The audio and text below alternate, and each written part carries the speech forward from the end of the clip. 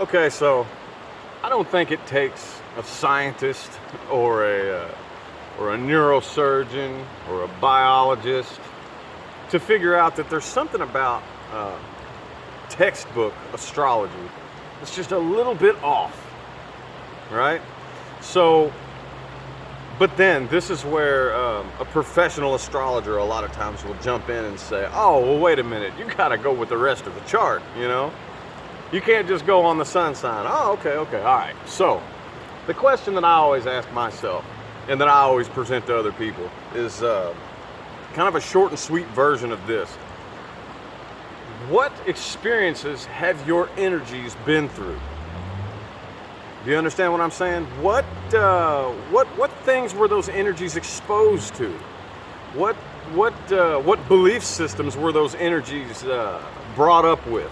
And how did they respond to them based on what they've been exposed to, based on what they've experienced, and the life path that they were kind of kicked off on in order to start this journey.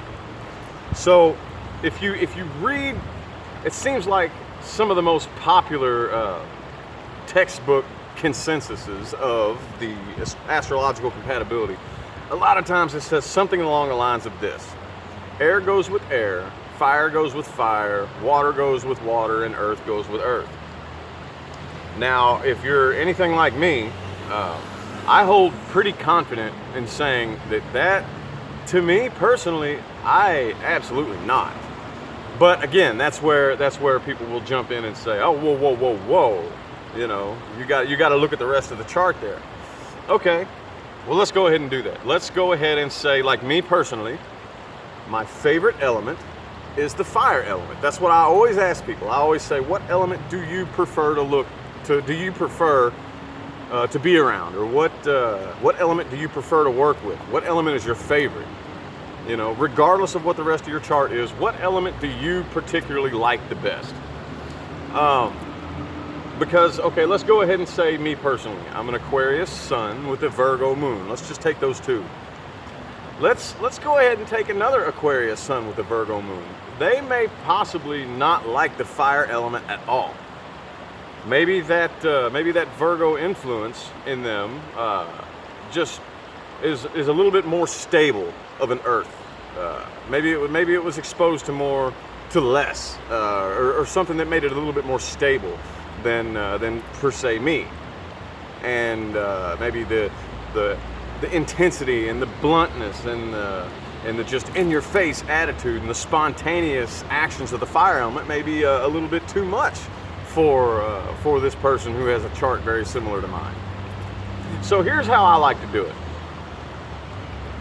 Personally, the way I do it is I read up as much textbook research as I possibly can. Well, in the past, I mean, there's not much left to research as far as textbooks go, but I get as much of the textbook information as I possibly can. Let's just go ahead and throw one out there and say, okay, I've been wondering this an awful lot about Libra.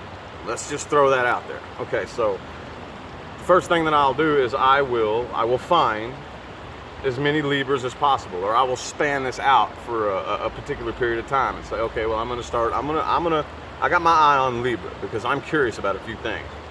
So not only will I pay very, very, very, very close attention to Libra, but I will arrange the conversation in a way, if I don't just come out and ask them, to figure out exactly what their birthday is, so I can get a very good idea of their chart. You know, I may not always be able to get the birth time and whatnot, but a very good idea of the chart, something pretty close. So when you do this, because the sun sign is the external, most visible, at least the most obvious parts of your personality, that makes it easier to me to be able to identify the rest of the parts in the chart. Because let's say a period of 1 month I meet 5 Libras, and one of them has this chart, one of them has this, and so on and so forth. Well, once I narrow down all the similarities in the person and all the differences, I'm able to form a better idea of, okay, that's Libra. Take all these other parts, you know, elsewhere, and then once you run through the entire zodiac like that, that's when it's easier to say, okay, I have my idea of Libra, I have my idea of Virgo, I have my idea of Scorpio and Capricorn and whatever. So then it makes it much easier to say, okay, I'm going to find out what your moon sign is. Once you've figured out the basics of the sun sign, that's when I say, okay, well, I'm going to figure out what your moon sign is. And because I have done all of that with the sun sign, it makes it much easier, because I've studied all the sun signs, to say, oh, okay, well, I see that little bitty hint of Aries coming out in you. I see that little bitty hint of Virgo or Taurus or whatever in your personality, as to where that could be your moon sign. Okay, so I went off on all of that to basically say that I don't personally think that anybody should tell you who you are and are not compatible with. Taking advice is one thing. I think that taking astrological advice is very important, and doing textbook research is very important, but there is nothing on this planet that relates to anything that has to do with human behavior, or anything for that matter, but we're talking about behavior here, than personal experience. Personal experience with as many people as you possibly can. Me personally, I'm very well traveled for my age. I've met a lot of different people for my age. That's why I feel somewhat confident to talk about the vast majority of the signs and how they interact and things of that nature. Because personally, I have done probably more personal research than I have textbook, but I have done lots of textbook research. And this is the main reason why people come to me all the time asking me, what do I think about, Aquarius and Leo? That's the most common one that I get hit with, is, what are your thoughts on Aquarius and Leo?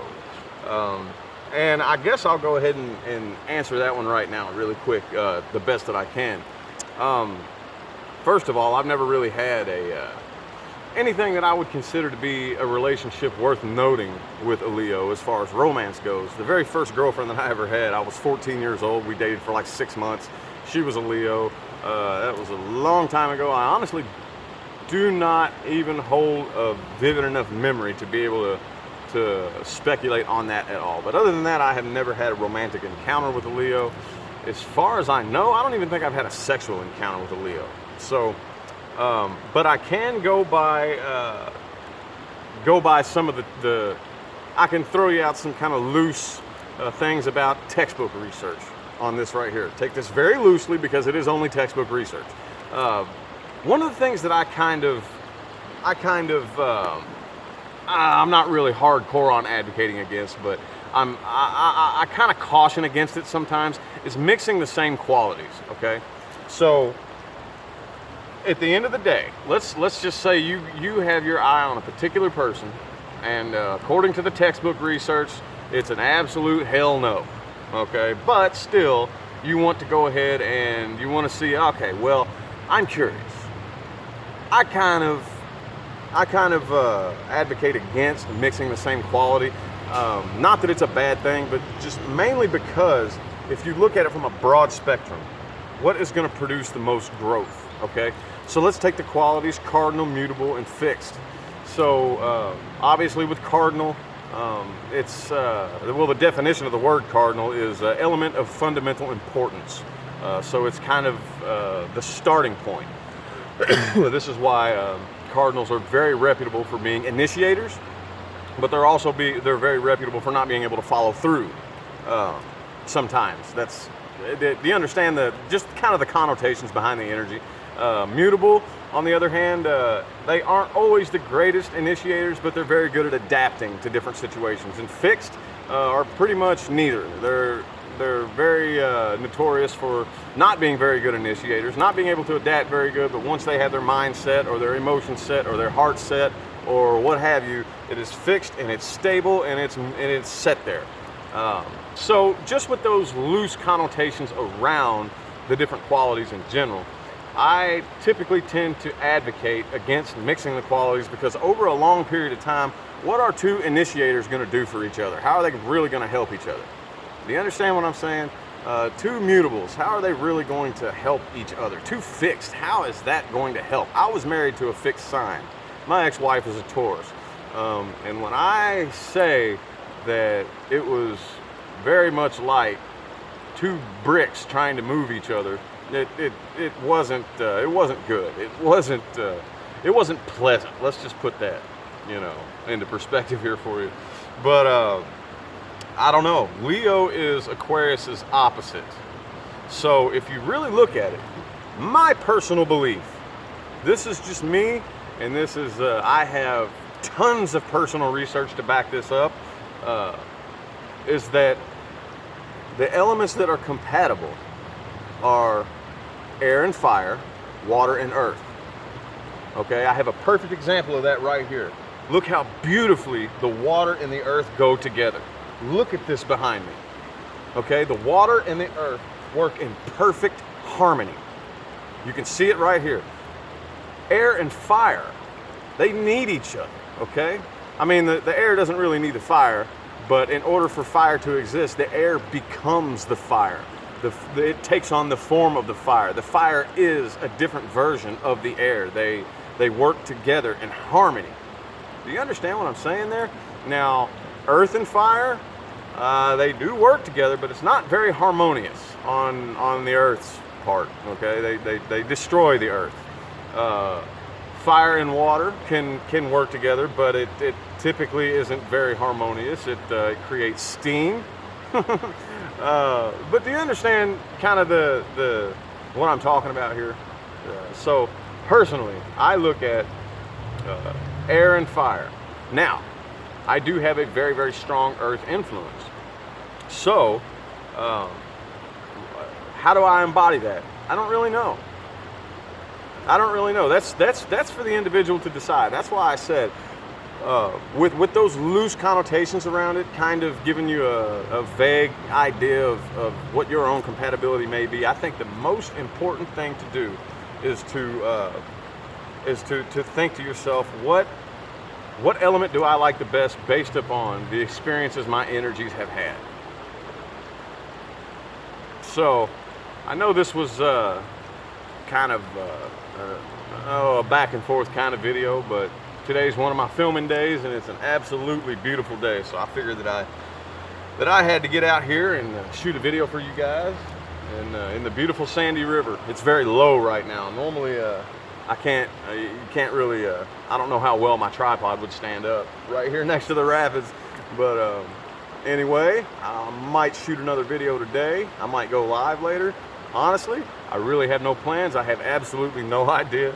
But I kind of wanted to answer the questions, though, or at least respond to all of the compatibility questions about, what do you think about Aquarius and Cancer? What do you think about Aquarius and Leo? What do you think about Aquarius and Sagittarius or Aries or Capricorn or whatever, So I'm very loose about that. I recommend asking yourself. But there's no better way to figure it out than to go ahead and try it and figure it out from your own personal experience. So anyway, I'm going to go ahead and get out of here. I hope you guys have an awesome day. I'm going to enjoy mine. Have a good one.